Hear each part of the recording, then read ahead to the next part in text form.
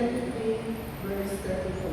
Sabi ni Jesus, Father, forgive them, for they know not what they do.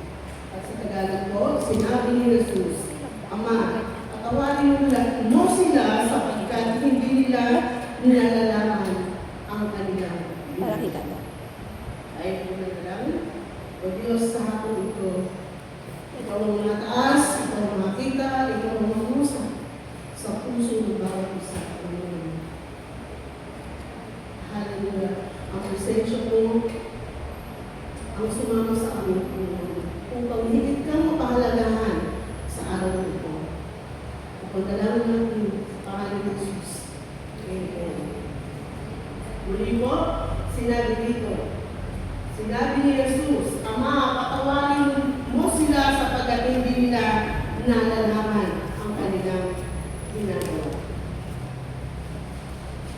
Okay. Kung ating pong pagbinilay nila yan, noong mga panahon yun, yung po rin yung mga taong nakasama niya, simula ng kanyang buhay. Marami silang pinagsamahan, maraming gumaling, maraming nakaramdam ng kapangyarihan ng kanyang pagmamahal bilang isang Diyos. Ngunit, dumating yung time na sabi nga po kailangan maganap yung mga bagay na dapat maganap bilang akakibat ni Jesus Christ as Lord and Savior. Dahil nga po sa pagmamahal niya sa tao,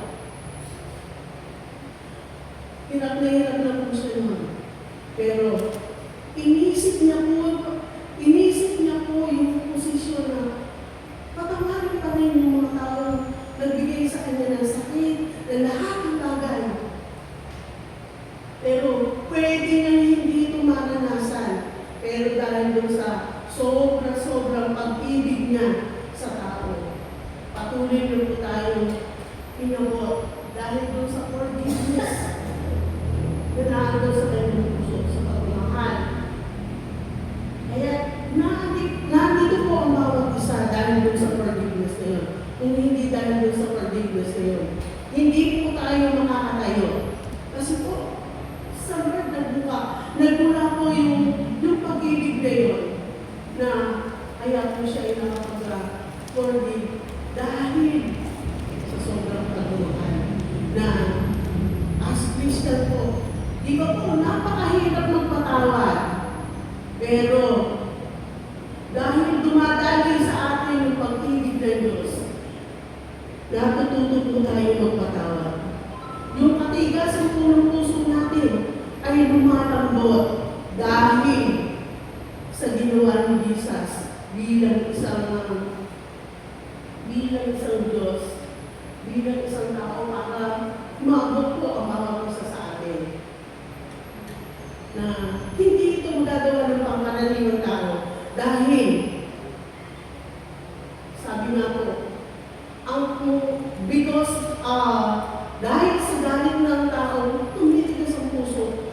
Sabi nga po, kinamamatayan na yung mga galing sa kanilang puso. Pero, dahil doon sa pag-ibig ng Diyos na yun, dumadaan siya. Minsan nararanasan natin sa ating buhay na nakakaramdam din po tayo ng galit. Hindi naman po tayo mga perfectong tao. Pero, dahil sa forgiveness ni Jesus, tayo po ay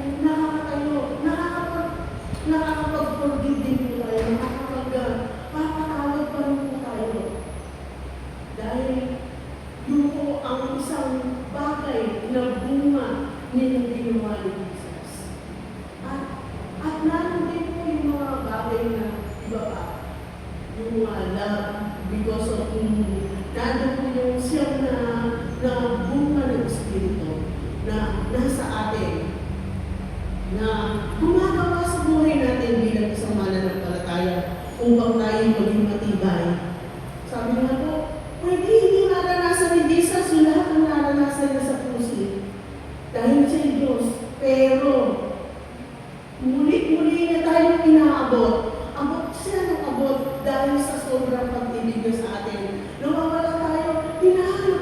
ng Diyos, di ba? Talaga pong mahal na mahal po tayo ng Diyos. Kaya po tayo, sabi po, hindi naman yung pagbibigay ay yung pagkonsente. Lagi po na doon yung pagkilala. Pagka kasi nakakapag-forgive ka, nakikita mo yung pagpapahalaga doon sa buhay. Katulad po ni Jesus. Nakita natin sa ating buhay kung gaano kahalaga siya sa atin. Kung wala po si Jesus, kung hindi po siya nag-sacrifice, ano po kaya ang nararamdaman natin sa kasalukuyan?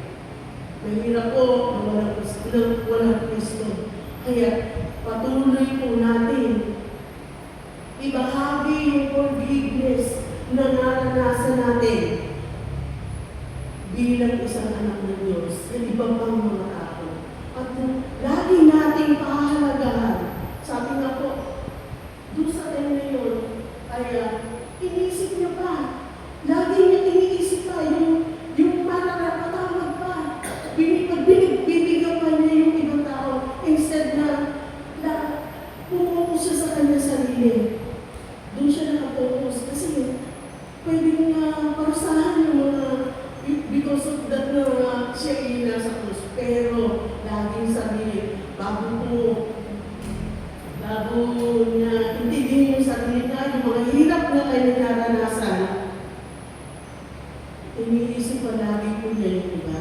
At alam po naman natin na bilang Kristiyano, Christ likeness, naranasan din natin yung mga ganitong bagay na bagamat tayo ginagawa ng mga di maganda, na atin pa rin po yung preso sa ating puso para magpatawad because of Christ. Kung wala si Kristo, walang pagpapatawad. Kaya patuloy po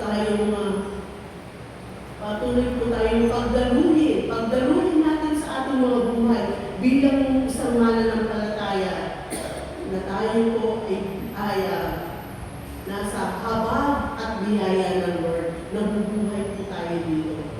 Kaya iparanas po rin natin doon sa ating mga kakilala, mga kapwa mananampalataya ang naranasan natin at patuloy tayong magpatawad at abutin natin yung ating kapwa. At patuloy silang mahalin. Sabi nga po, mahalin natin ang ating kapwa kahit sila hindi kaibig-ibig. Dahil una pong umibig ko sa atin. Kahit ano pa man po tayo, kahit saksakan sa mga ating ugali, mahal na mahal po tayo ng Diyos. Hindi na po tayo binibitiwan. Nandun yung mga proseso ng pagbabago bilang isang mananampalataya. At araw-araw po tayo niyayakap ng Lord. Simula pa lamang sa ating pag-gising hanggang sa tayong mahigaan. Kaya muli po, ito po ang unang wika. Sinabi ni Jesus, patawagin po sila sapagkat hindi nila nalalaman ang kanilang ginagawa. Tayo po'y manalangin. O Diyos, sa hapon ito, dalangin namin, Panginoon, na pagdaluin mo sa aming mga buhay, God, ang patuloy na pag-ibig mo, Panginoon, upang ibigin din namin ang aming kapwa, Panginoon. Ito po, dalangin namin